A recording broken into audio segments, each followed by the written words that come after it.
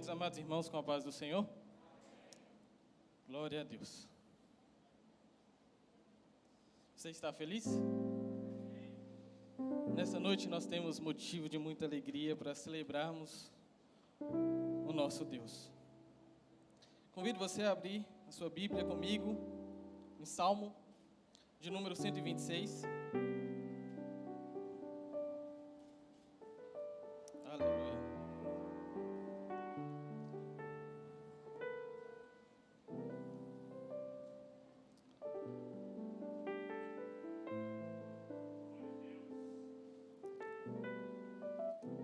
Salmo de número 126. Você encontrou? Amém? Aleluia.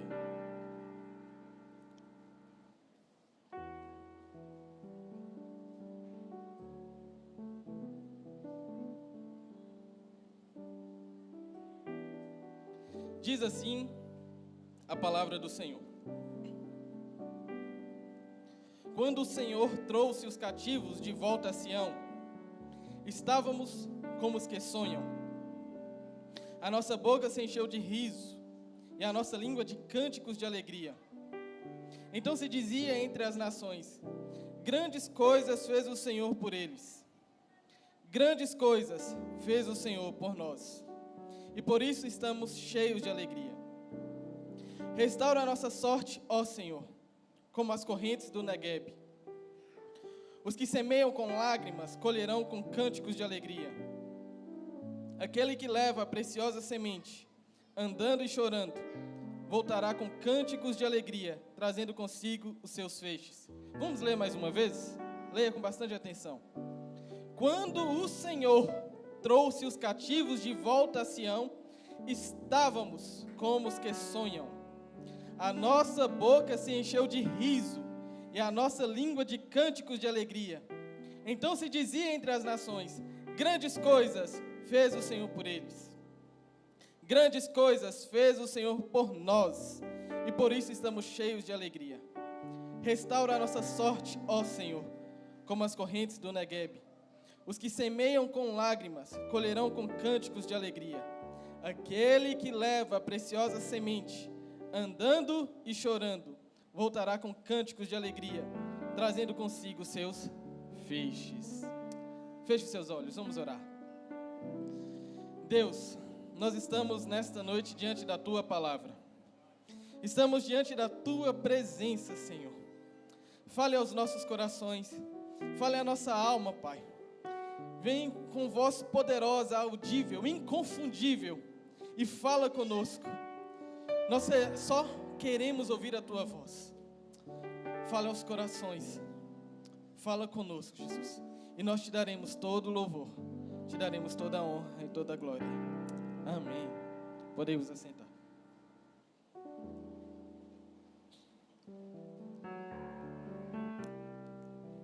Aleluia. Salmo 126. Quando nós olhamos para a palavra do Senhor, nós olhamos para o Salmo 126, nós temos um texto precioso diante dos nossos olhos. Na verdade, todos os salmos são muito preciosos, porque os salmos são o inário do povo de Israel. Eles se apresentavam diante da presença de Deus, eles se achegavam diante da face do Eterno e cantavam esses cânticos, cantavam esses hinos, apresentavam com louvores. Por isso que o apóstolo Paulo fala que nós devemos apresentar-nos diante de Deus com salmos, hinos e cânticos de alegria. É o tipo de louvor, é o tipo de cântico que tem que preencher os nossos lábios.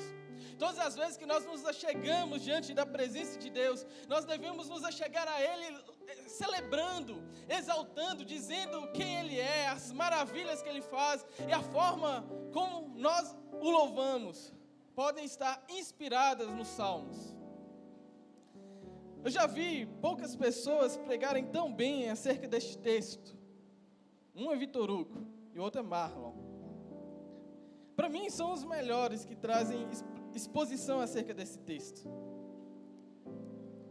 Mas quando eu olho para esses cânticos, eu percebo que o Salmo 126, de forma particular, ele está num grupo de salmos específicos, que vai do 120 até o 134, que são os chamados cânticos, salmos de degraus ou salmos de romagem, que fazem menção a hinos, a cânticos, que eram celebrados em momentos específicos, em celebrações solenes.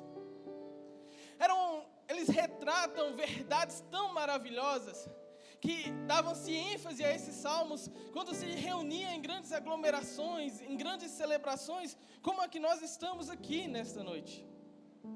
Disse que se chama cânticos de degraus ou romagem, porque eram cantados e louvados, entoados pelos peregrinos, quando se aproximavam de Jerusalém, quando subiam para Jerusalém, quando subiam-se os degraus de Jerusalém.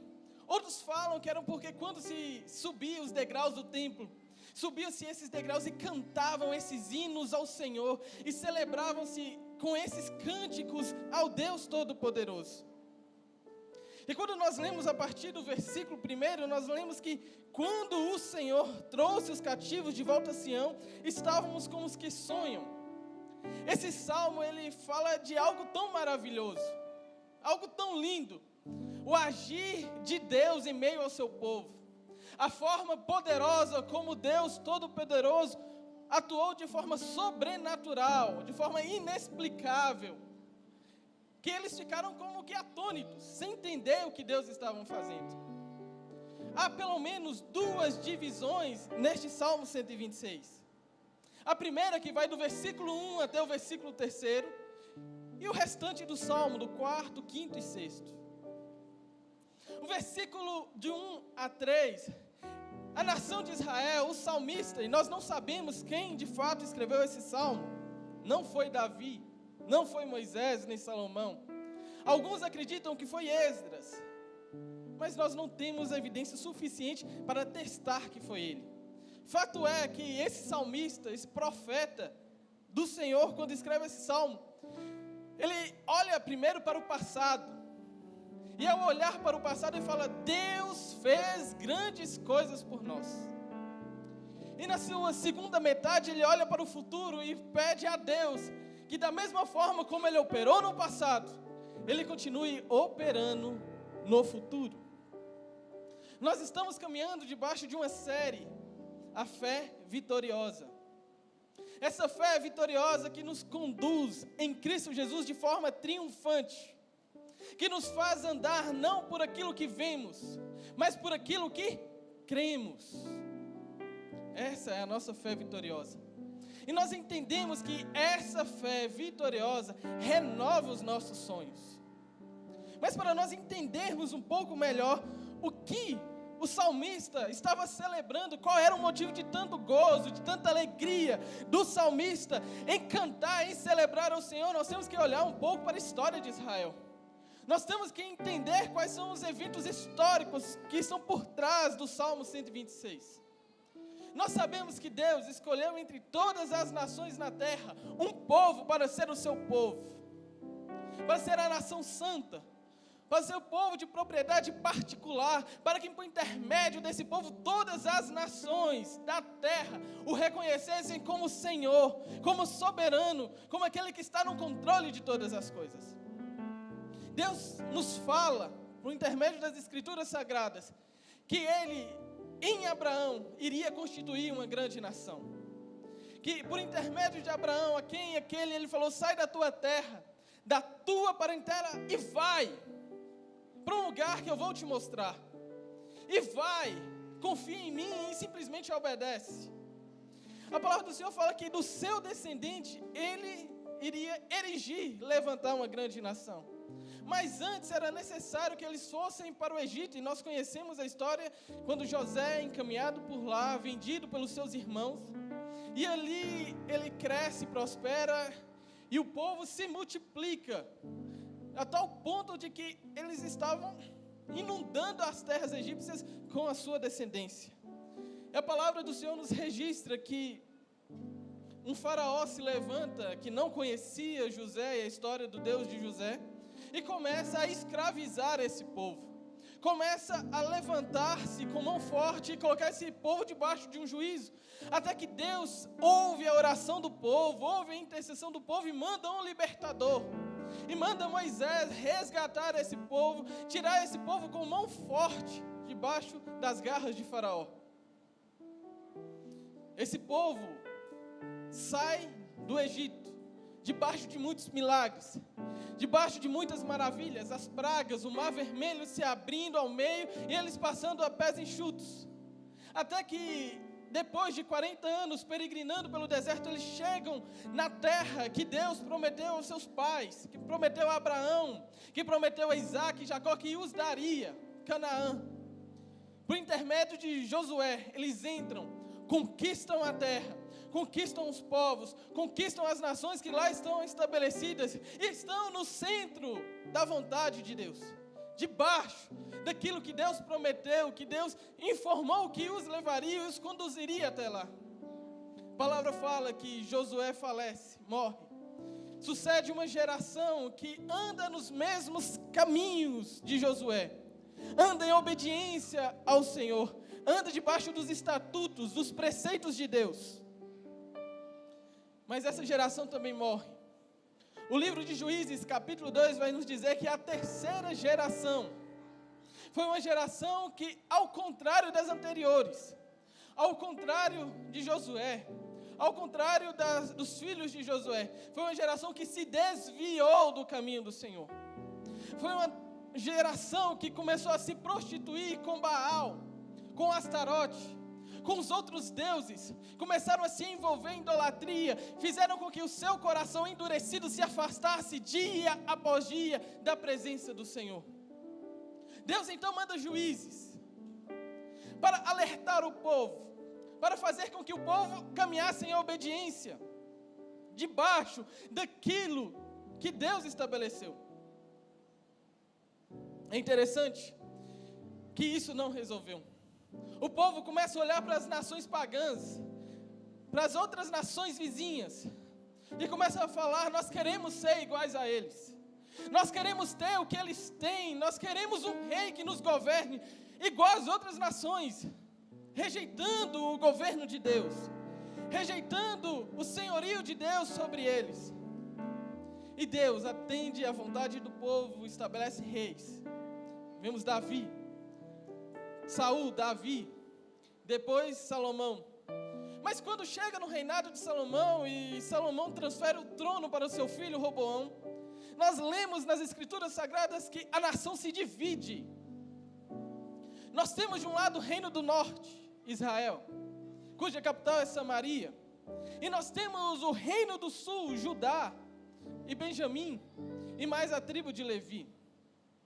Em Samaria, no reino do norte, eles não mudam seus passos, continuam caminhando segundo os desejos do seu coração, adorando bezerros de ouro, e falando que foram esses bezerros que os tiraram com mão forte do Egito.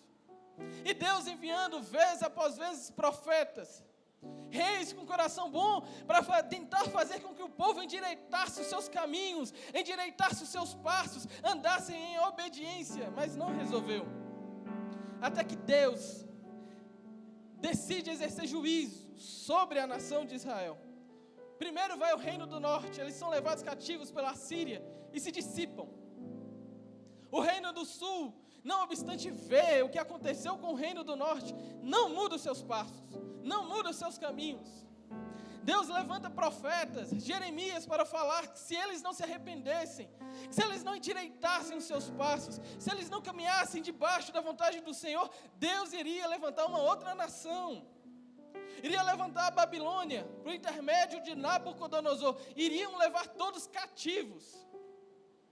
Eles não dão ouvidos ao que Jeremias prega, eles não dão ouvidos à mensagem de Deus pela boca do profeta, e continuam caminhando em desobediência, continuam caminhando em idolatria, adulterando-se contra Deus, dando vazão às suas paixões. Até que chega um determinado momento, quando do reinado de Zedequias, e nós vemos isso muito claro no livro de 2 Crônicas, capítulo 25, e também Segundo Reis, capítulo 25, e segundo Crônicas, capítulo 36. Que Nabucodonosor sitia a cidade de Jerusalém. As cidades eram compostas por grandes muralhas que fechavam as entradas. Ninguém entrava, ninguém saía. E por um grande período, alguns falam 18 meses, outros falam 3 anos.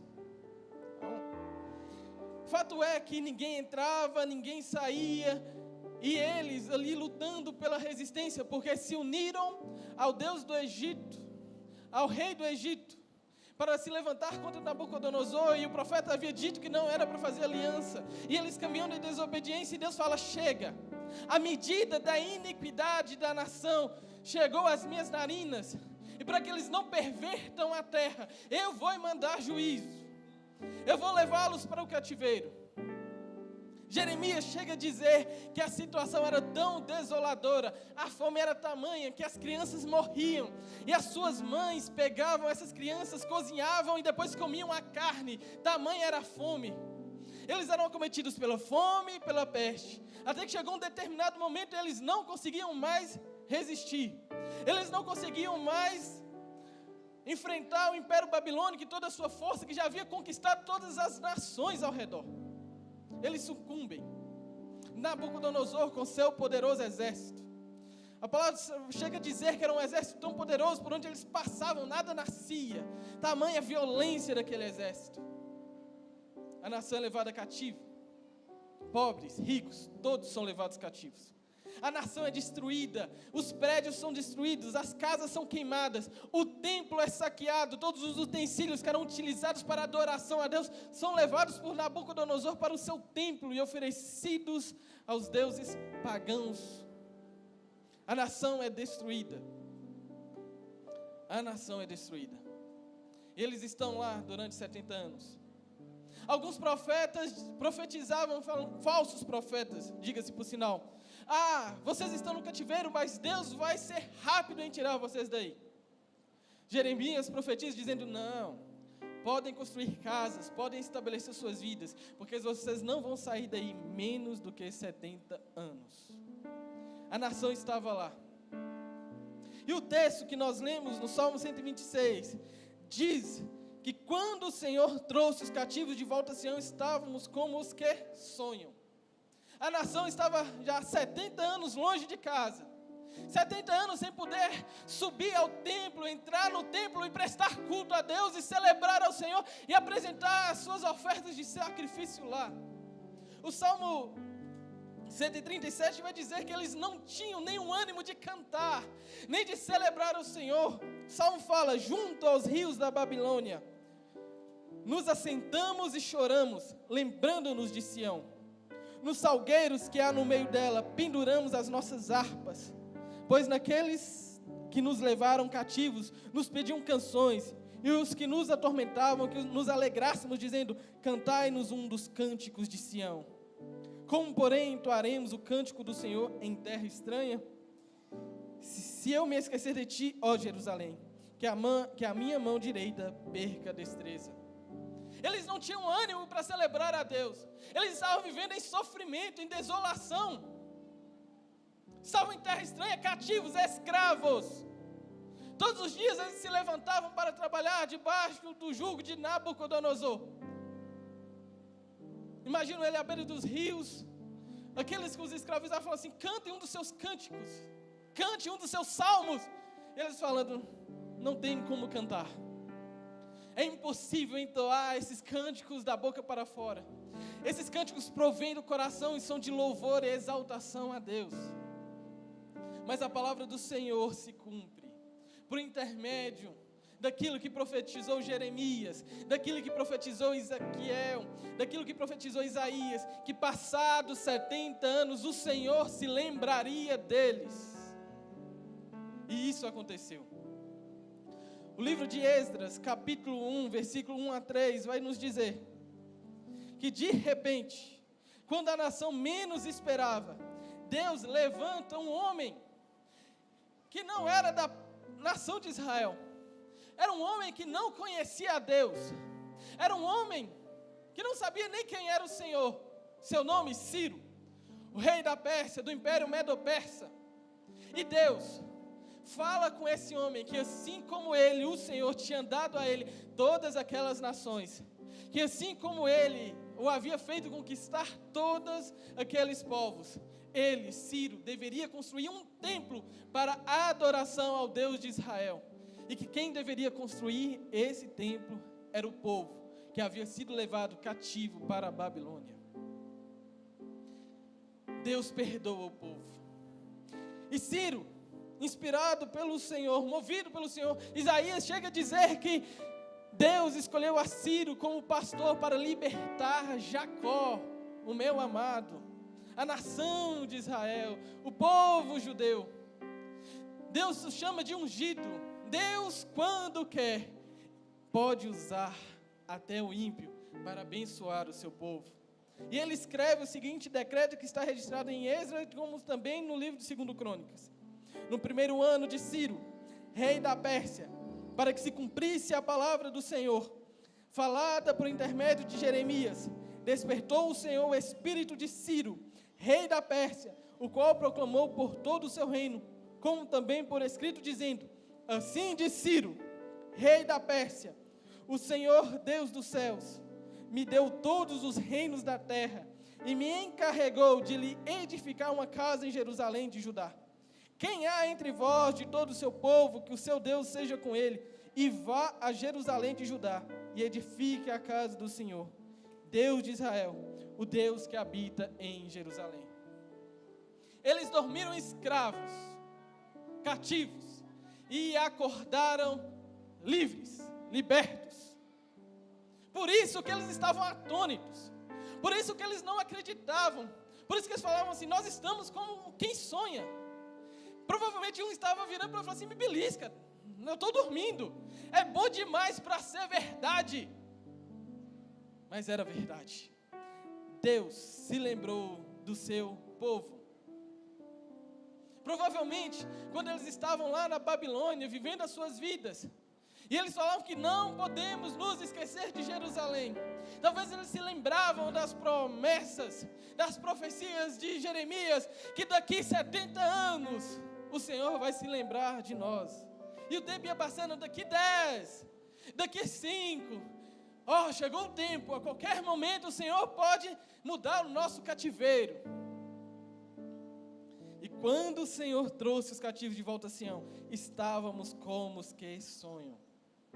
A nossa fé é uma fé vitoriosa, pautada no Evangelho do Senhor Jesus Cristo. E ela nos impulsiona a sonhar, a não desistir de sonhar nas promessas de Deus, a não desistir e não esquecer daquilo que Deus proclamou por intermédio da sua palavra, por intermédio da boca dos seus profetas.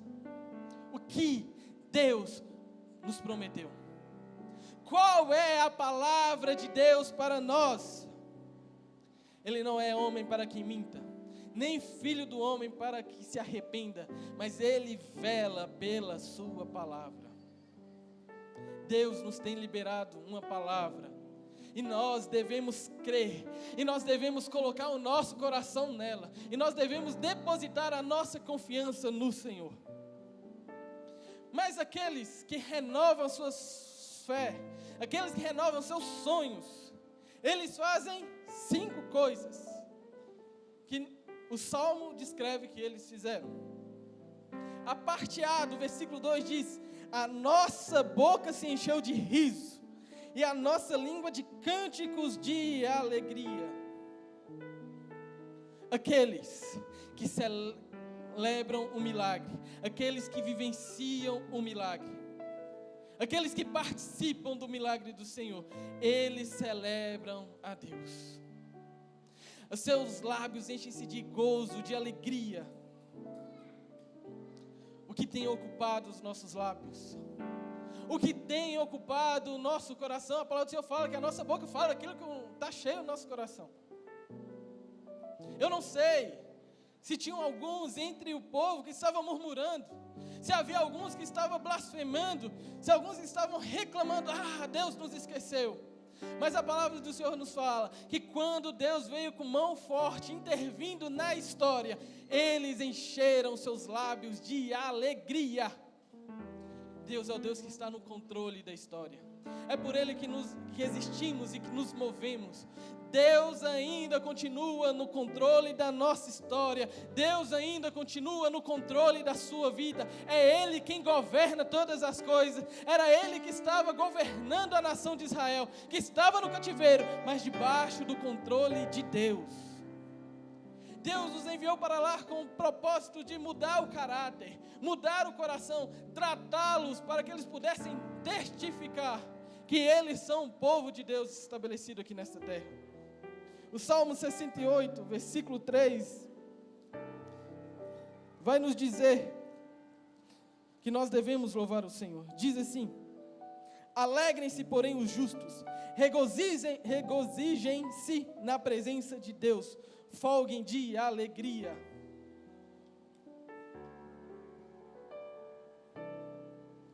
Diante do milagre do Senhor, eles estavam celebrando.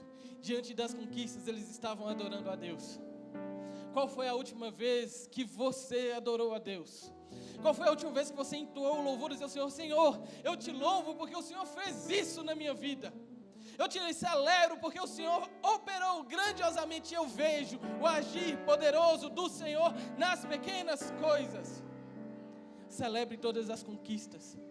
Agradeça a Deus por todas as vitórias. Celebre ao Senhor. Encha os seus lábios de gozo e de alegria. Cante salmos, hinos. Celebre a Deus. O versículo 2, a parte B, vai nos dizer ainda mais: que então se dizia entre as nações, grandes coisas fez o Senhor por eles. Vamos ao versículo 3 também. Grandes coisas fez o Senhor por nós, e por isso estamos cheios de alegria. Deus interviu na história. Deus operou maravilhosamente na vida daquele povo. Eles estavam cativos e agora estavam libertos. E a palavra do Senhor fala que o milagre foi tão grande, que o milagre foi tão evidente, que o milagre foi tão poderoso, que as outras nações, os outros povos olhavam e diziam: grandes coisas fez o Senhor por eles. Aqueles que estavam de fora, aqueles que não estavam vivenciando o milagre, aqueles que não estavam sendo abençoados, olharam e falaram assim: não é possível. Eles não pegaram em armas, eles não pegaram em lanças, não foi pela força do braço, não foi por guerra, mas foi pelo poder, pelo agir invisível de Deus, que a história deles foi moldada, transformada. Foi Deus que agiu, não tem outra explicação. As outras nações perceberam antes deles o que estava acontecendo e deram crédito ao Senhor. Olhe para a sua vida, observe que essa história aconteceu com você. Deus te arrancou do império das trevas e te transportou para o seu reino de luz. Arrancou com mão forte, arrancar com tudo, com todas as suas raízes, e te colocou no novo solo. As pessoas agora podem olhar para você e falar: eis que Deus fez grandes coisas por este povo. Quantos milagres, quantas promessas, como Deus tem agido e transformado as nossas vidas. É Ele que faz, é Ele que está no controle, é Ele quem continua operando. O Salmo 125, também um desses salmos de romagem, de degraus, de louvores.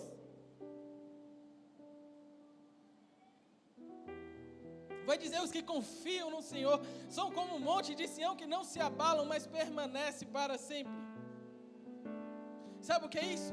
É o nosso Deus, Ele é inabalável.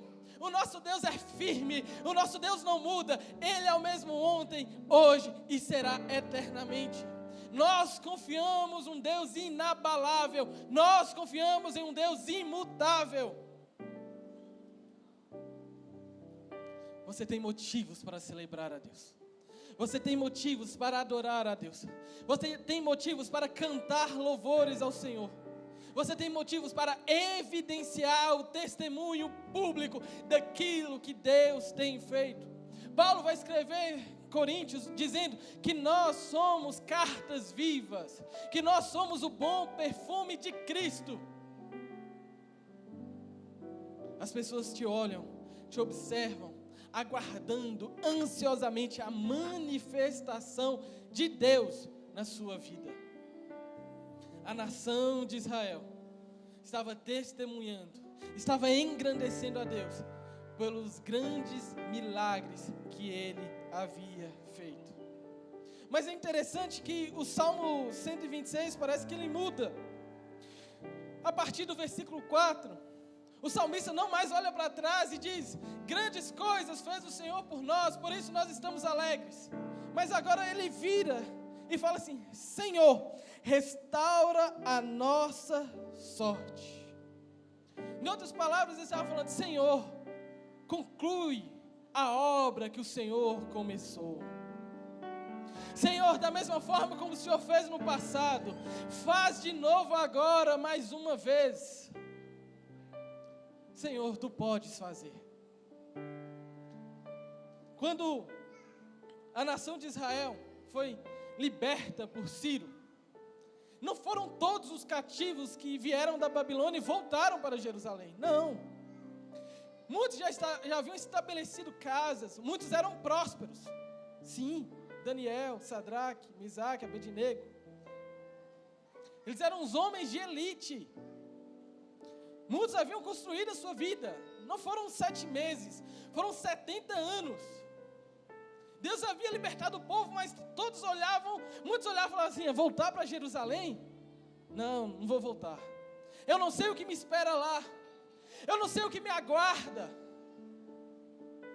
Lembre, Jerusalém havia sido saqueada, Jerusalém havia sido destruída, e eles não estavam voltando simplesmente para deitar em berço esplêndido, não, eles estavam voltando com um objetivo, eles estavam voltando com um propósito muito bem definido, que era reconstruir a cidade, era reconstruir o templo, era reconstruir a adoração a Deus. Eles tinham um propósito de estabelecer o trono de Deus novamente em Jerusalém.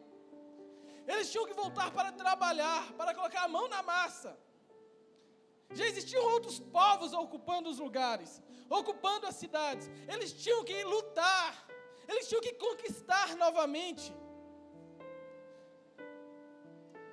Tanto é que quando muitos chegaram lá, olharam para aquela situação e falaram assim: construir templo? Coisa alguma, vou não vou. Ageu profetiza que o povo, em vez de construir a casa do Senhor, em vez de preocupar em estabelecer o centro da adoração a Deus, começou a preocupar com suas próprias coisas, começou a edificar para si casas preciosas, esquecendo do templo do Senhor. Começaram a preocupar com suas próprias coisas, com suas próprias conquistas, com seus próprios objetivos, com suas estruturas. O profeta vai dizer que eles construíam para si camas de marfim, enquanto a casa do Senhor estava destruída, desolada. Ageu fala assim: vocês estão se esquecendo o motivo pelo qual vocês foram levados para a Babilônia, para permanecer 70 anos como escravos, para se arrependerem dos seus erros, se arrependerem dos seus pecados. Vocês estão tomando o mesmo caminho, vocês estão seguindo os mesmos passos. Arrependam-se. Vocês questionam Deus porque as plantas, porque as sementes não dão seu fruto. É porque vocês estão preocupando com as suas coisas e não com as coisas do Senhor. Então, quando o salmista diz: restaura a nossa sorte, ó Senhor, como as correntes do Negueb. O Negueb era um deserto, a região sul, a parte sul da Palestina. Os rios eram tão secos que o chão, o piso era rachado, e Deus mandava chuvas no tempo certo, nas colinas, e as águas inundavam, enchiam aqueles rios, e os rios que vinham trazendo vida. O salmista está fazendo uma comparação, está dizendo: Senhor, restaura a nossa sorte, como as correntes do Negueb. Assim como o Senhor enche os rios de uma hora para outra, assim como o Senhor muda as situações de uma hora para outra, muda a nossa história. E duas são as possibilidades, dizem os historiadores. Quando o salmista ora assim ao Senhor, ou ele estava pedindo que o Senhor completasse a boa obra, trazendo de volta os que ali ficaram no cativeiro. A palavra do Senhor fala que nos foram mais 2 levas. Talvez o salmista está orando para que aqueles que ainda continuavam cativos entendessem que agora eles são libertos, entendessem que eles não são mais escravos. E muitas vezes é engraçado que é assim com a gente, né? O Senhor já nos libertou da escravidão do pecado. O Senhor já nos libertou do mundo. O Senhor já nos libertou das garras de Satanás. E nós ainda ficamos como escravos, mesmo tendo escrito de dívida, sendo cancelado e pago pela cruz de Cristo no Calvário.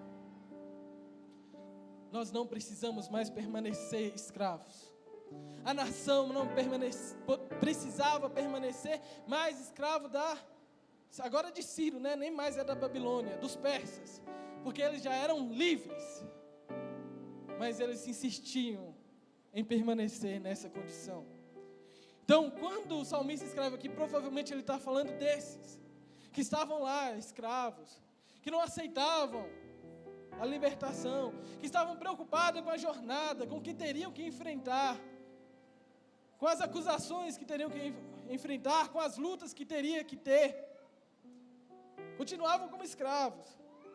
Mas talvez, é provável também que o salmista, ele estivesse orando assim ao Senhor, para que Deus mandasse a chuva que eles necessitavam, para que Deus mandasse aquilo que eles precisavam. Mas aqueles que têm a sua fé vitoriosa em Cristo Jesus, aqueles que renovam os seus sonhos em Cristo Jesus, eles oram ao Deus que está no controle de todas as coisas. O versículo 5 vai dizer: os que semeiam com lágrimas colherão com cânticos de alegria. O salmista utiliza uma figura de linguagem para dizer: assim como é doída a semeadura, assim como é difícil abrir mão de um pouco de sustento para continuar semeando, para lançar a semente sobre a terra seca, na esperança, na expectativa de que virão os frutos, assim somos nós. Nós lançamos as nossas sementes, Deus então manda a chuva, o semear está às nossas mãos, ao nosso alcance, mas a colheita só o Senhor pode dar. Só o Senhor pode mandar as chuvas. Por isso nós semeamos. Por isso nós acreditamos naquilo que Tu podes fazer, Deus. Deus, o Senhor pode mudar situações de uma hora para outra. O Senhor pode mudar a nossa história de uma hora para outra. Senhor, se nós não confiarmos em Ti, Senhor, se nós não confiarmos que o Senhor vai dar os frutos, que o Senhor vai dar a sementeira, confiaremos em quem? Estamos semeando em terra seca. Nós não nos movemos por aquilo que vemos, nós nos movemos pela palavra do Senhor. Nós andamos por fé. Talvez 2020 foi muito difícil, e foi de fato muito difícil, mas o Senhor fez grandes coisas por nós, por isso nós estamos aqui. Mas talvez você está aqui olhando para o futuro: Deus, e agora? O que será do amanhã? Creia da mesma forma que aquele que operou grandiosamente, poderosamente no passado, é o mesmo que pode operar no futuro. Profetiza, declara, confie no agir invisível do Senhor sobre a sua vida. E o versículo 6 vai dizer: aquele que leva a preciosa semente, andando e chorando, voltará com cânticos de alegria, trazendo consigo os seus feixes. Antes de entrarmos no versículo 6, hoje de manhã eu compartilhei algo que esse texto falou muito comigo. Muitas vezes a gente anda de forma organizada, planejando, sabendo que passo vai dar, fazemos uma reserva, fazemos uma poupança, mas há determinados momentos que Deus fala que nós devemos pegar essas poupanças, essa semente que nós temos para o nosso sustento, e temos que lançá-la na expectativa, na fé que colheremos abundantemente mais.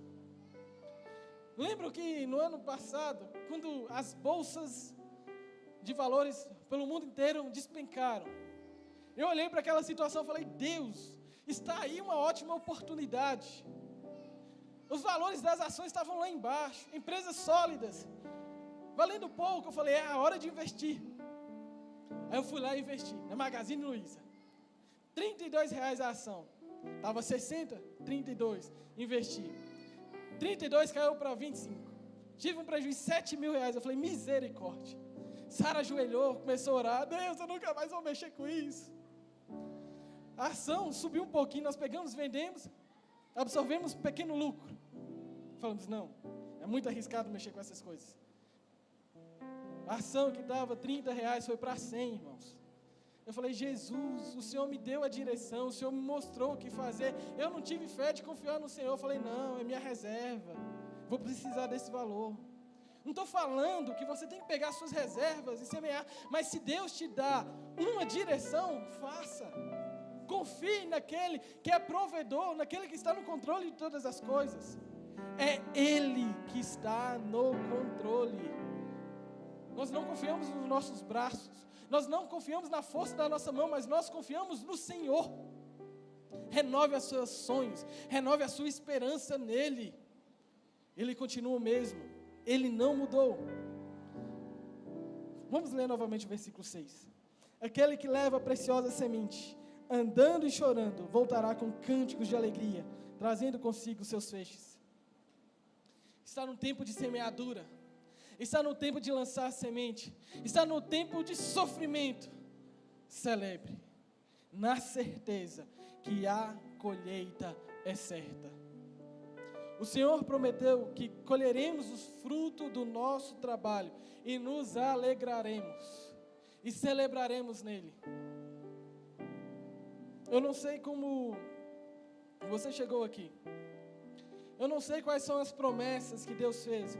Eu não sei o que Deus falou com você. Mas eu sei que lá em 2 Coríntios, capítulo 1, versículo 20, Deus diz assim para a gente: pois quantas promessas há de Deus, tantas tem em Cristo sim, e por Ele o amém, para a glória de Deus, por nosso intermédio. Pois quantas promessas há de Deus, tantas tem em Cristo sim, e por Ele o amém. Nós devemos confiar no Senhor. Nós devemos fazer igual o povo de Israel, olhar para trás, olhar para a nossa história e ver as grandes coisas que Deus já fez e celebrarmos. E diante da situação presente, olharmos para o futuro com a plena convicção que Deus pode fazer a mesma coisa. O Deus que fez no passado é o Deus que faz no presente e faz no futuro. Existem algumas bênçãos que nós experimentamos do dia para a noite. Não sabemos como acontece, simplesmente somos agraciados com elas. Outras, nós experimentamos dia após dia. E outras requerem um pouco mais de tempo, requer um pouco mais de choro, requer um pouco mais de clamor. Mas o choro pode durar uma noite, mas a alegria vem pela manhã. Esse salmo é um salmo que fala da alegria que nós devemos ter no Senhor. Esse salmo 126 fala de como devemos celebrar ao Criador em todas as ocasiões, em todas as oportunidades. Eu não sei você, o que alegra o seu coração, onde está a sua expectativa, mas a palavra de Deus nos conclama a esperarmos tão somente em Deus. A palavra fala que eles se alegraram pelo que Deus fez, que eles estavam se alegrando pelo que Deus iria fazer. As circunstâncias não podem ser capazes de tirar o cântico dos nossos lábios, não podem ser capazes de tirar o júbilo da nossa garganta, porque o nosso júbilo, a nossa alegria está no Senhor. Celebre a Deus, celebre a Deus, celebre ao Senhor. Renove os seus sonhos debaixo dessa fé vitoriosa em Cristo Jesus. Quero orar por você. Curve a sua cabeça, feche os seus olhos. Aleluia. Comece a apresentar a Deus a sua vida.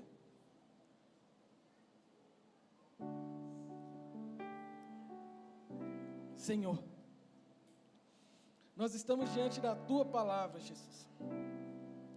Nós estamos diante de um salmo tão precioso, onde vemos que a nação de Israel estava regozijando em Ti, celebrando em Ti, pelo milagre, pelo livramento que o Senhor deu, pela mudança que o Senhor fez naquele cativeiro, não após 1 ano, não após 2 anos, mas após 70 anos, Senhor, em sofrimento, sem poder celebrar a Ti, sem poder apresentar sacrifícios no Teu templo, sem poder adorar o Senhor na cidade santa. A palavra do Senhor fala que num determinado momento da jornada, eles oram a Ti pedindo: Senhor, ó Deus, muda a sorte do Teu povo mais uma vez, restaura a sorte do Teu povo mais uma vez.